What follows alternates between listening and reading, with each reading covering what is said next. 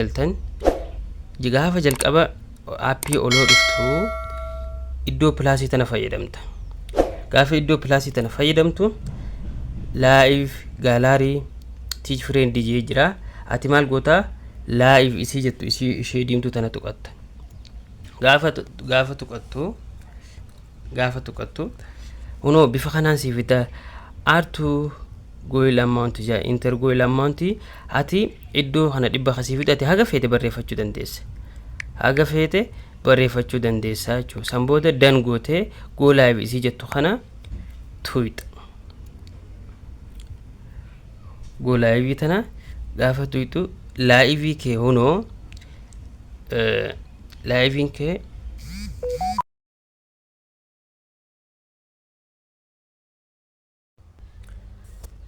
okay bakka kanatti amma yoo tarii waan akkana fide akkana godhuu qabdani amma ani live galeetiin jira jechuudha. Live galee gama mataa gubbaa san amma yoon sagalee kee mute godhachuu barbaade mute san fayyadama.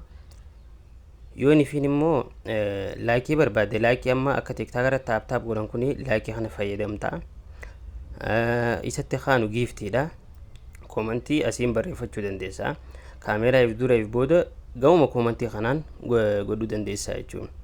Video banachuu barbaadde immoo gama gubbaa sanii mataa yoon laachol mute fi video call bakka mul'atu sanii tuyxee fayyadamta jechuudha. So kanaafuu daawwattootaaf kabajamtoota amma geema irra godhuudhaaf iddoo live game hajuu san tuyxeeti namoota barbaaddu gama ijoollee lakkuu yookaan san tuyxee isaan kanaaf sheerii goota jechuudha.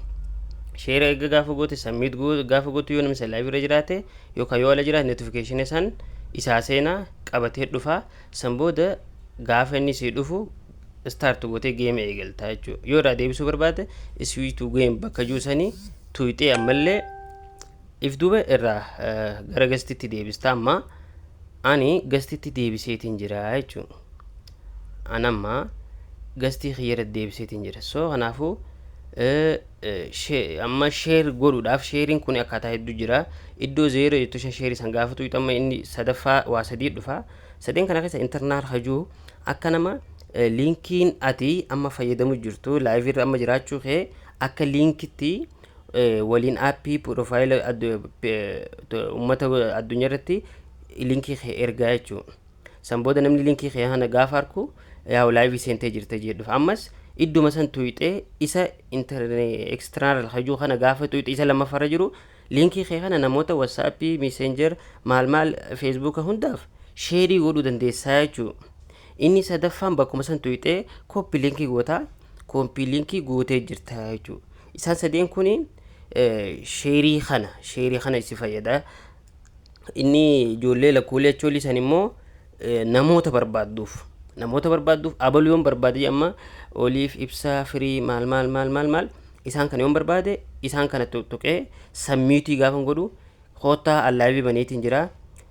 Hoota mana kee seenaa jechuudha. Share notification gaafa seenuuf immoo isaan kana arkanii isa san tuqatanii dhufanii jechuudha. Amma kallattii garagaraatiin jechuudha. Amma kallattii reefu inni jalqaba laallee switch to game mode hajuu san tuyxeeti game irra eefasii fide booda namootaaf share goota game taphattaa jecha. Inni lammaffaan gaafa namni gastii ergatee gastii keessa osoo jirtu switch to game mode yoo tuyxee namootuma asii waliin jirtus nama 3-4 ta'us warrumas keessa jiru waliin taphachuu dandeessaa jecha. So kanaafuu daawwattootaa fi hordoftoota kiyyaa amma aappiin kuni wanni adda isa taatu sheerii akka screen share akka WhatsApp, Messenger ani qabamu gama wifi fakkaatu san tuyxa. San booda mask hajuu filterinis garagaraati jira. San booda beautynis akkasuma jira. Green screen background suuraa nama garagaraa yoo tuquu feetes haayachuu feetes green screen jira. Toppii giftara tokkoffaa nama ta'e giftii nama mana keetis seeqanii tokkoffaa eenyu jira yoo barbaad toppii giftara. San booda rigastii nama ergatee yoo biraa gabbaate rigastii san tuyxee nama ergate laaltaa jechuudha. Isaan achirra jiran sanii isaan san nama fayyada jecha.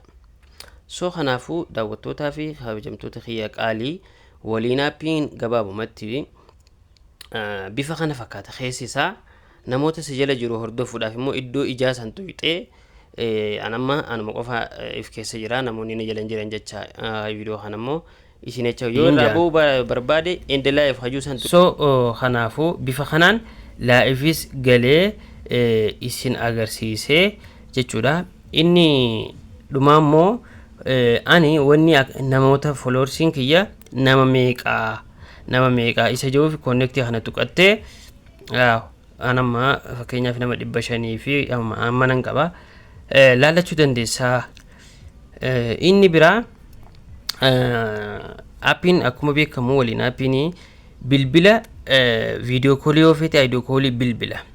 so kanaafuu nama yoon bilbilu amma fakkeenyaaf Saaraa kana gaafan bilbiluu barbaade Saaraan amma kana jirti yoo miiseeja barreessuu fedhe kana yoo viidiyoo koolii barbaade immoo viidiyoo koolii yoon viidiyoo koolii barbaade viidiyoo koolii bifa kanaaniin isaaniif bilbiluu.